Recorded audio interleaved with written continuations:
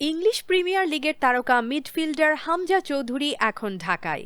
দেশের মাটিতে প্রথমবারের মতো জাতীয় দলের হয়ে খেলতে প্রস্তুত তিনি। সোমবার সকালে লন্ডন থেকে ঢাকায় পৌঁছান হামজা চৌধুরী।